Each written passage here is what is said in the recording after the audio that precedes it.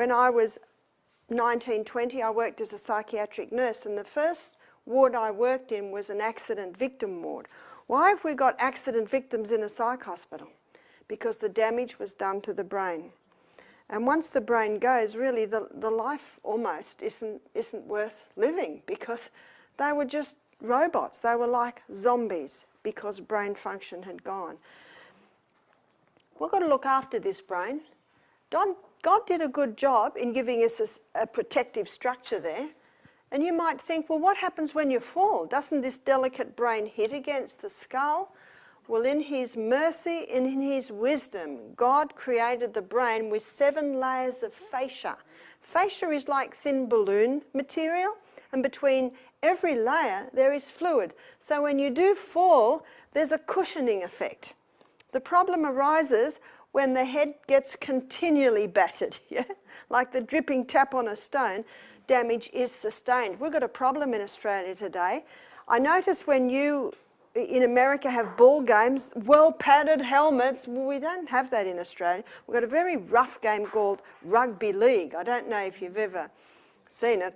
I don't watch it, but sometimes on the news you'll see the clips from the game, you know, at the end of it, and whoa, it almost hurts to watch the way those people collide and tackle and bang. Well, we've got a problem today. It's called football migraine. It's actually a nice name for brain damage. And there's stories of players being let off the field because they're just wandering around the field going like this. They've had so many blows, and it's documented today. They've done MRIs and they're finding damaging bits on the brain from these continually being knocks. The other game is football. Well, we said football, but boxing. Just that continual battering to the brain.